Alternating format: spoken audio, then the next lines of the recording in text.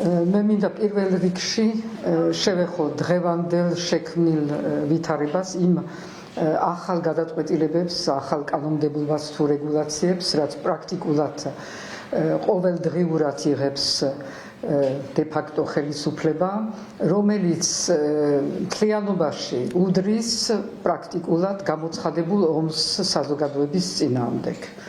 ასე შეიძლება შევაფასოთ ის ყველაფერი, რაც ხდება და რაც ეხება პრაქტიკულად ყველა მიმართულებას.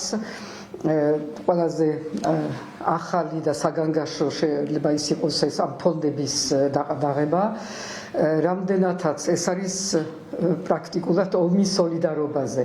ანუ ის, რაც დაიწყო და რაც წარმოადგენს ნამდვილად საზოგადოების გამოხატულებას სოლიდარობის იმ ადამიანების მიმართ, ვინც არიან ან დაპატიმრებული, ან სამსახურიდან გაგდებული, ან კიდევ რომლებიც იხდიან სრულიად უდანაშაულოდ იხდიან ჯარიმებს, რომელიც 10 ჯერ აღემატება მათ ხელფასებს.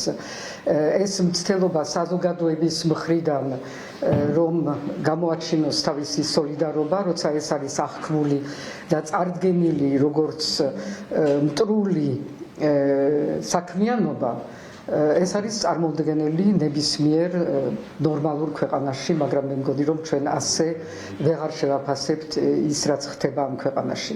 ეს არის რაც ეხება ფონდებს, რომელიც ქმნის ძალიან მძიმე თუნდაც სოციალურ სიტუაციას ბევრ ოჯახისთვის. და მე მინდა ვთქვა, რომ ჩვენ ამ საკითხს უნდა მივხედოთ სხვანაირად, მოვნახოთ გზები, რითაც ჩვენ შევძლებთ, რომ დავეხმაროთ ამ ადამიანებს. მეორე მიმართულება, თქვენ კარგად იცით, ჩემზე უფრო კარგად კიდევ, ის ახალი რეგულირება, რაც ეხება მედიას, ყველა ფორმის მედიას, რომელიც კიდევ ერთხელ არის მიმართული იმისკენ, რომ უფრო შეიზღუდოს სიტყვის და გამოხატვის თავისუფლება მედიაში და უფრო შეამციროს ის სივრცე, რაც არის რეალურად თავისუფალი სივრცე. მერე ჩვენი და ეს ვითომც რაღაცა ბრიტანული კანონი ძალიან მომწონს, რომ ვითომც კოპირება მიდის ან ევროპული, ან ამერიკული კანონების, როგორც არის თურმე ფარა, მაგრამ ფარა აქ არის გამოყენებული სულ სხვანაირად, ეს არის იმისთვის, რომ კიდევ უფრო დამძიმდეს არასამთავრობო ორგანიზაციებზე და ყველაზე, არა მხოლოდ არასამთავრობო ორგანიზაციებზე, ასევე შპს-ებზე, ყველანაირი შეზღუდვები, რომ გარედან ვერც ერთი დაფინანსება ვერ შემოვიდეს ქვეყანაში.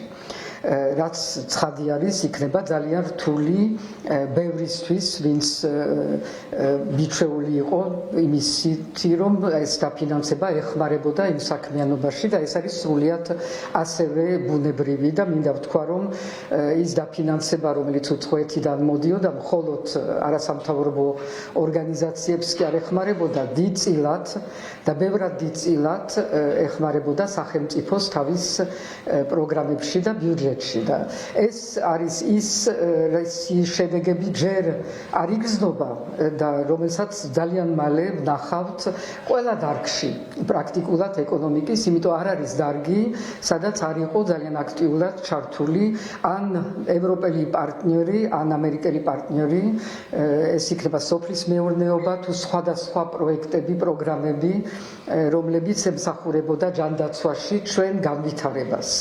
და ის, რომ ეს ყველაფერი დღეს შეზღუდული არის ხელოვნურად, ნიშნავს, რომ ქვეყანა არა მხოლოდ იზოლირებული არის თავისი პარტნიორებისგან, არამედ ჩაკეტილისკენ მიდის.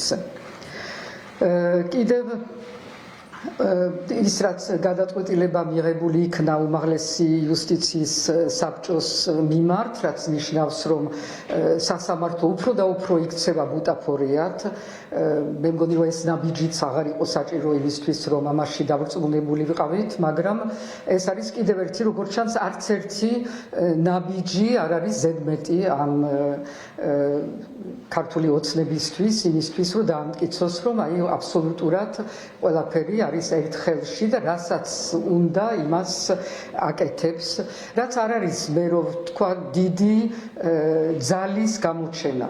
ან თავის თავში დარწმუნების გამოჩენა. ამას რო აკეთებ, ესე იგი არაფერი არასოდეს არ არის საკმარისი იმისთვის, რომ შენ თავში დარწმუნდე, რომ ხარ ძლიერი. მაგრამ ამას აგრძელებენ და ეს არის მათი სისუსტის რეალურად ნიშანი.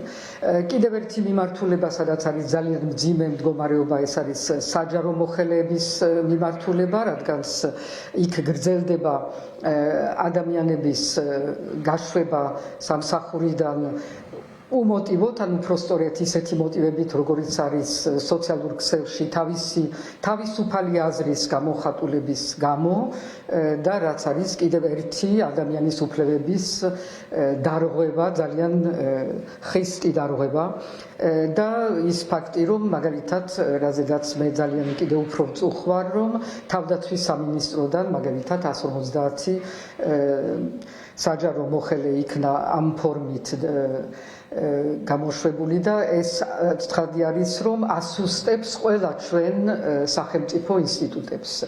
ეს არ არის მხოლოდ ის გაძლიერება ერთი პარტიული ყველა სამინისტროში, ეს ასევე ნიშნავს, რომ პროფესიონალები ტოვებენ ამ სამინისტროებს, იმიტომ რომ აქ არჩევანი არ კეთდება პროფესიონალიზმით, ვინ გაუშვა და ვინ არა.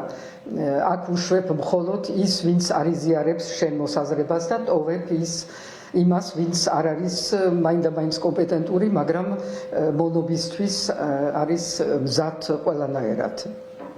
და არ დავივიწყოთ, შეიძლება ამითი უნდა დამეწყო კიდევაც სინდისის პატიმრები, რომლებიც არიან ძალიან რთულ პირობებში და რომლებიც მიმართ სწორედ ახალი ფორმით სოლიდარობა უნდა კიდევ გამოვხატოთ.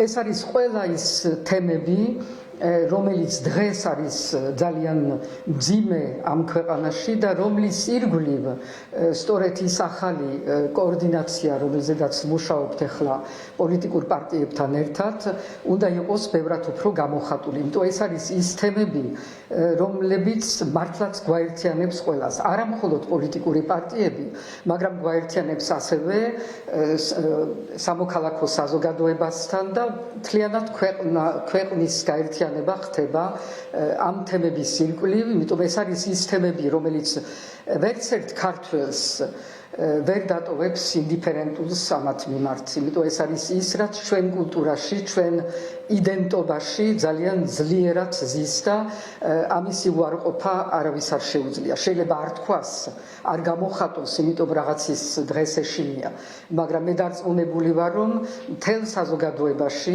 ამ ყველა მიმართულების და მიმართ არის ძალიან დიდი ტკივილი და ძალიან დიდი სურვილი, რომ ჩვენ რაღაცნაირად გამოვასწოროთ ეს ძალიან მძიმე მდგომარეობა. სწორედ ამ კოორდინაციის ფარგლებში დღეს დაიგზავნა და ამ წუთებში იგზავნება ასევე, ეს არის საერთაშორისო მიმართულება, იგზავნება ერთობლივი წერილი, ჩემი ხელმოწერით, ყველა ევროპულ ლიდერთან, რომელიც მიიღებს მონაწილეობას ხვალ და ზეგ ევროპულ საბჭოს შეხვედრაში, რომლის დღის წესრიგი მოიცავს ამ მომენტისთვის ცხადია უკრაინას ძირითადად თავდაცვის ახალ პროექტებს და დაფინანსებას, მათ დაფინანსებას, სადაც არ წერია დღეს საქართველოს როგორც ერთ-ერთი თემა ამ დღის წესრიგის და სწორედ ეს იყო რამაც განაპირობა ამ წერილის გაგზავნა, რომ არ შეიძლება რაც არ უნდა იყოს სხვა პრიორიტეტები და გასაგები არის ჩვენთვისაც, რომ ის სხვა პრიორიტეტები დღეს არითმენს და ნამდვილად უნდა იყოს როგორც პრიორიტეტი ისე აღქმული, მაგრამ ამავე დროს არ შეიძლება რომ არ იყოს გარკვეული ყურადღება იმის მიმართ, თუ რაც ხდება დღეს საქართველოში, ეს რეპრესიული რეჟიმის ყოველდღიური გაძლიერება თუ არა გაფართოება ყოველ შემთხვევაში და ის რომ საქართველო ვერ იქნება განხილული როგორც ცალკე რაღაცა ჩაკეტილი პოლიტიკური კრიზისი. ეს არის ნაწილი იმ კრიზისის, რომელიც დღეს მოიცავს ევროპას, რომელმაც მიიღო უკრაინაში სამხედრო ფორმა, მაგრამ საქართველოში არის აქ სხვა ფორმით, ჰიბრიდული ფორმით იგივე აგრესია საქართველოს მიმართ, საქართველოს დამოუკიდებლობის, საქართველოს დემოკრატიის, საქართველოს ევროპულობის წინააღმდეგ მიდის ბრძოლა, რომელსაც არ აქვს სამხედრო ფორმა. ეს არის ბრძოლა, რომელიც გავიდა ჯერ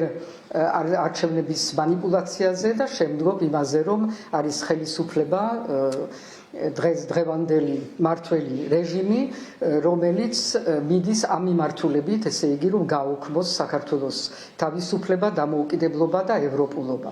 ეს არის ის, რაც ჩვენმა პარტნიორებმა უნდა გაიგონ, რომ არ შეიძლება რომ საქართველოს საკითხი არ იყოს განხილული, როცა დისკუსია იქნება შავი ზღვის შესახებ. შავ ზღვაზე ჩვენ გვაქვს პირდაპირ ინტერესი, რომ იქ მართლაც უსაფრთხოება გაძლიერდეს და თანამშრომლობა. შავ ზღვაზე დღევანდელი ქართული ოცნება აპირებს, მაგრამ ძალიან არაგამჭვირვალედ, რომ შემოიყვანოს ჩინეთი ანაკლია სპორტში. ის ფაქტი, რომ რუსები აპირებენ, რომ ჩამჩირეში სამხედრო ბაზა გახსნან, ეს ყველაფერი იმას მიანიშნებს, რომ უნდათ თუ არ უნდათ საქართველო არის ჩართული შავი ზღვის უსაფრთხოებაში და თანამშრომლობის საკითხებში და უნდა იყოს განხილული. ასევე, როცა ლაპარაკი არის იმაზე, თუ რა უნდა იყოს ბედი ოკუპირებული ტერიტორიების, თუნდაც უკრაინაში, ის ფაქტი, რომ ჩვენ ტერიტორიაზე არსებობს ოკუპირებული ტერიტორიები, ესეც ვერ იქნება მივიწყებული იმ დროს, როცა მიდის ფართო მოლაპარაკებები ამგვარ საკითხებზე.